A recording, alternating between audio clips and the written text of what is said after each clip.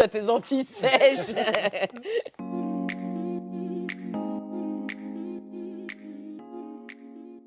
Donc, salut Amandine. Donc, tu es infirmière libérale sur Dauwendorf Oui, c'est bien ça. et donc tu es installée depuis 19. 2019. Voilà. Enfin, j'ai commencé en tant que remplaçante et ensuite en 2022, je suis passée collaboratrice. Et donc là, tu fais partie de la CPTS. Tu es membre CPTS Haguenau, Pays Rhénan et Basse-Zorn et également trésorière au niveau du bureau. C'est ça. Et donc, toi, c'est Claude Cus, infirmier libéral depuis 12 ans sur Haguenau. Donc, voilà, t'es mon binôme aussi, donc au niveau du bureau pour la trésorerie et membre actif de la CPTS au fil des rivières. Et est-ce que tu pourrais m'en dire un peu plus sur la CPTS, ce que c'est? Oui, tout à fait. Donc, les CPTS, donc, ce sont des communautés professionnelles territoriales de santé, donc créées par la loi de 2016. Le but des CPTS, donc, c'est déjà de créer du lien entre les professionnels de santé des territoires donc, qui exercent comme nous en libéraux et les structures sanitaires et sociales. Ça permet également de mettre des protocoles en place pour faciliter les retours à domicile, de pallier au manque de médecins, parce qu'actuellement, il y a énormément de patients qui se retrouvent sans médecin traitant, des patients en ALD par exemple.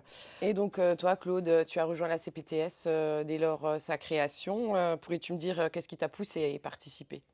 Oui, donc en fait, la CPTS, j'en ai entendu parler. Donc, on avait déjà les MSP, les maisons de santé pluriprofessionnelles. Il y avait également les ESP, des équipes de soins primaires. Donc, c'était une loi de financement et une loi de santé de 2007 et de 2016.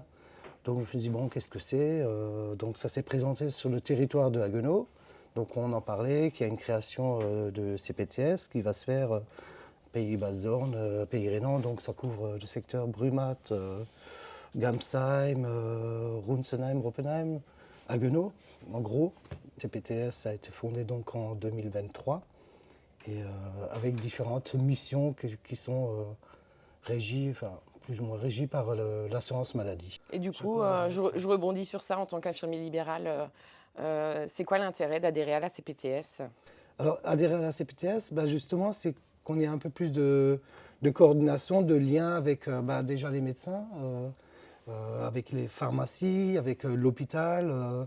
Bah, toutes les missions qui sont dans la CPTS se regroupent, comme je disais avant, hein. Donc, il y a le lien ville-hôpital, c'est un peu cette coordination pour le parcours du patient. Il y a l'accès aux soins. Tous les patients n'ont pas forcément encore un médecin traitant, donc c'est de pouvoir aussi donner la possibilité à tous les patients du territoire de trouver un médecin traitant. Puis la problématique, en fait, c'est pas encore le désert médical, mais voilà, ça pose quand même problème. Après, moi, là-dessus, je pourrais même un petit peu rajouter le fait que, bah, justement, faire remonter nos problématiques, hein, que ce soit dans différentes missions. Et moi, ça m'a permis de te connaître, Claude, de te rencontrer et en fait, de favoriser ce travail d'équipe qui, finalement, en tant qu'infirmier libéral, on a des collègues, mais souvent, c'est vrai que quand on travaille, en tout cas au sein de mon cabinet, ben, moi, je travaille sur la journée, je suis toute seule. Donc, je dis pas que voilà, ça m'arrive d'avoir ma collègue, mais je retrouve un petit peu ce côté hospitalier où il y a un travail d'équipe, où on met nos idées en commun pour améliorer la prise en charge des patients à domicile. Donc, si vous êtes professionnel de santé du territoire de la CPTS au fil des rivières, donc, Mhm. bah, n'hésitez pas à nous rejoindre. Oui, le train est entré en gare, on est monté dedans. Il y a encore de la place et il suffit de monter dans le train et vous serez tout Et comme s'il n'y a nous. plus assez de place, c'est pas grave, on rajoute des Voilà. wagons.